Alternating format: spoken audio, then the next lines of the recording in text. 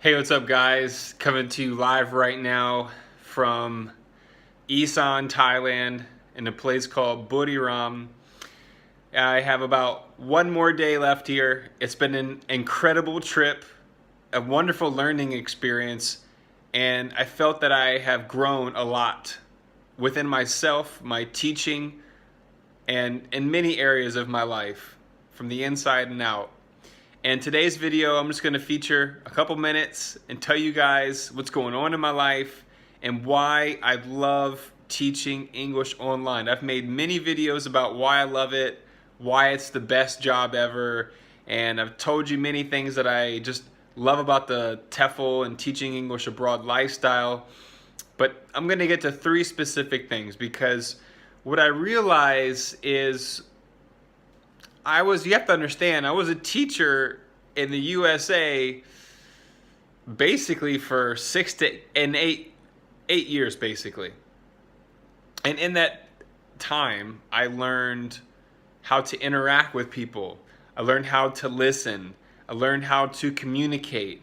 I learned how to use my strengths and find out what my weaknesses were. And a lot of time my weaknesses were being disorganized, not prepared, not focused, and things of that nature, just like we might all go through.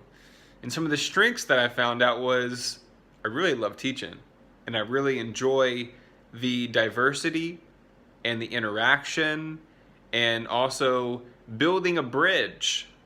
You know, if you think about some of the teachers that perhaps you connected with along the way, you know, they were able to find, I don't want to say metaphors, but finding a way to break things down into simplistic terms so that almost anybody can learn it and engage in that content and understand what's going on in the lesson or in the class.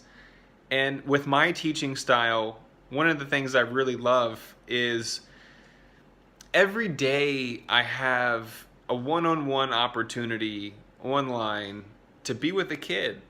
Some of these kids, you know, there's so many different types of situations of where they're coming from geographically, what type of parents they have, what type of environment they're growing up in.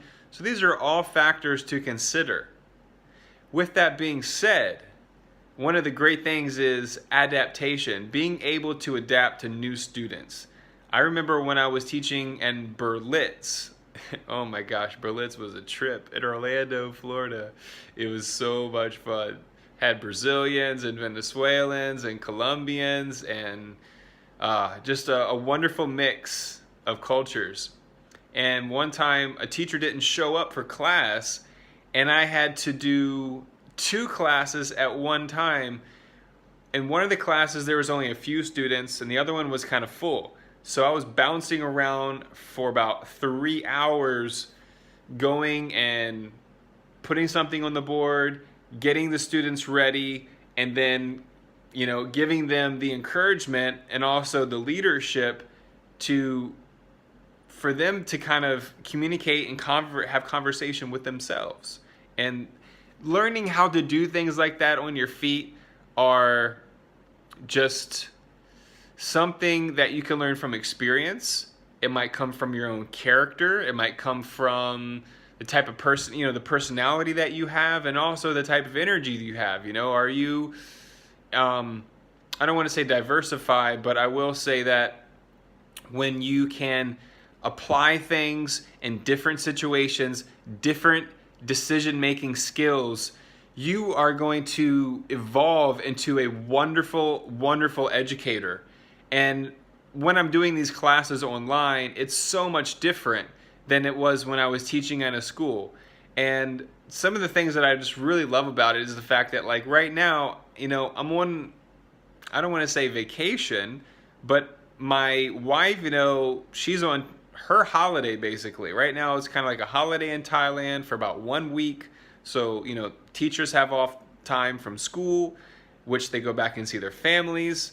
And so I drove 12 hours, and you guys can check that out in the last video. Hopefully I was able to share some cool things on the road trip with you guys, the beauty, and some things that you guys might have never seen. Let me know. And anyway, if I was teaching at a school, it's not like I can just walk up to the director and say, hey, well, schools are closed. But anyway, if I want to go to the beach, if I want to come here, if I want to go on a road trip to the mountains or do whatever, I can take off the morning. I can take off the afternoon, and I can still come back and do like 4 classes. And with 4 classes, that's like, you know, give or take almost 1,000, it's almost like 1,500 baht, which is basically $45, which may not sound like a lot, but if you are only doing 4 classes, that's 2 hours. Literally. Like, I've built up, you have to understand, with Palfish, the new payment system, I think it's 300 classes, and then you get 75 RMB Chinese money. And that's basically works itself out to 21.99, $22 per hour.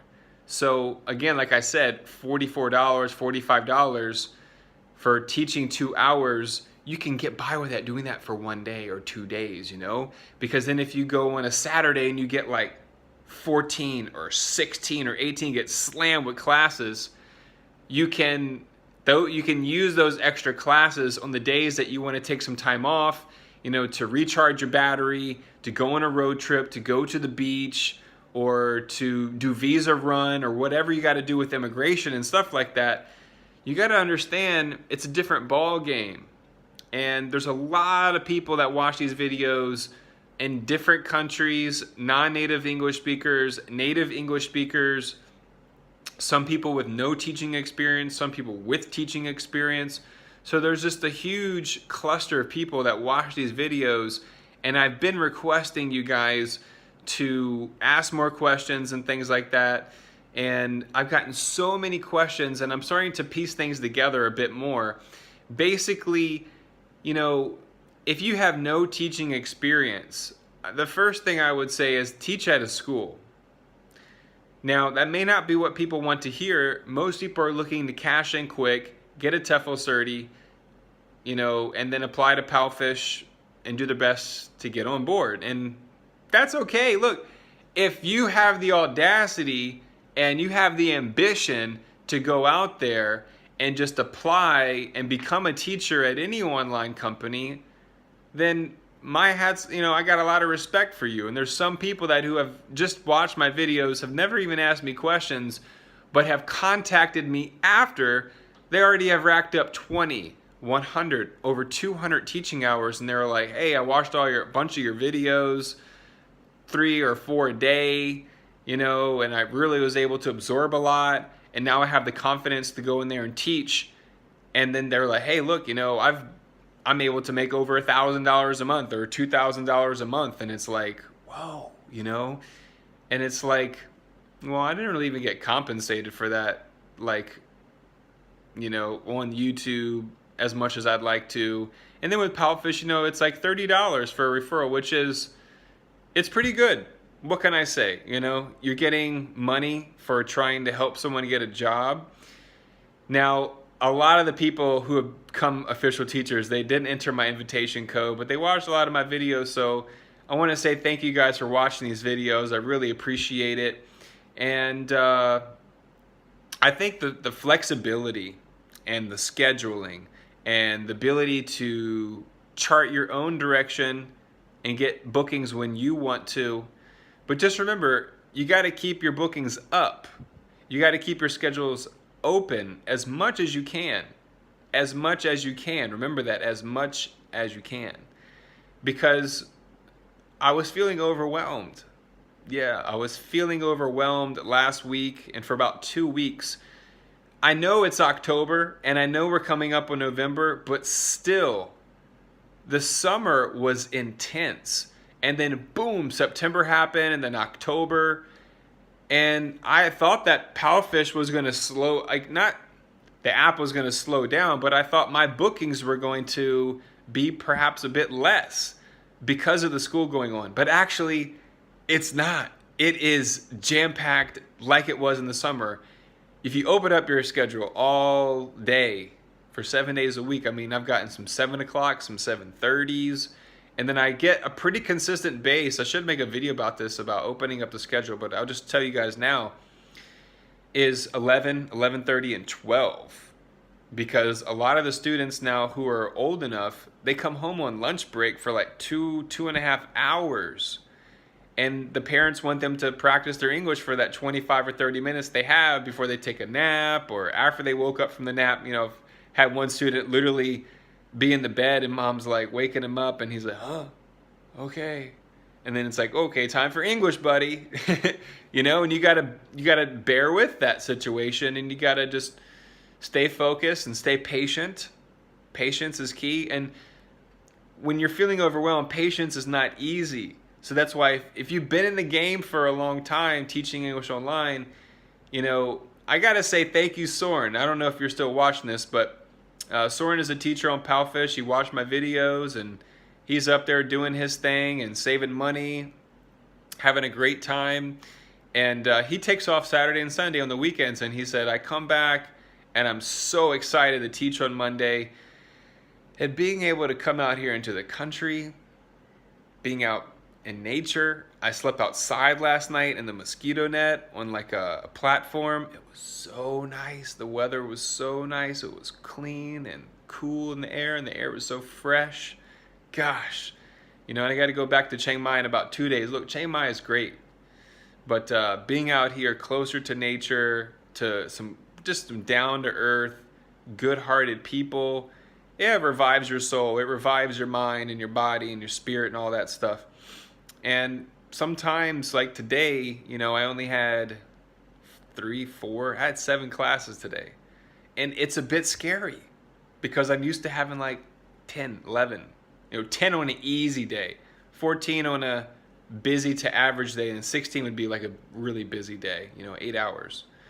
So being able to have some fewer classes this week has been to my benefit and to my advantage, because when I was finishing up the classes the other night with one of my students, the boy was so happy. I hadn't seen him that happy since like early in the summer, you know?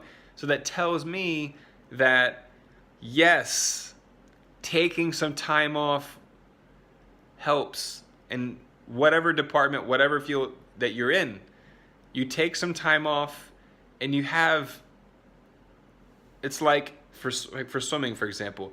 If you just train for one event, it's not that great of an idea, because if you train to be well-rounded, when you get to do what you're best at, you're going to crush it. You're going to crush it.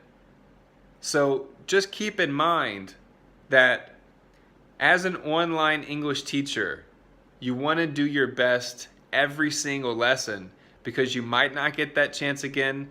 A student might complain and you have to pay for it, then it's on your record. Or, you know, they may cancel your classes and just not be happy with your last performance. And that's happened to me, and it's not a good feeling, because I really care.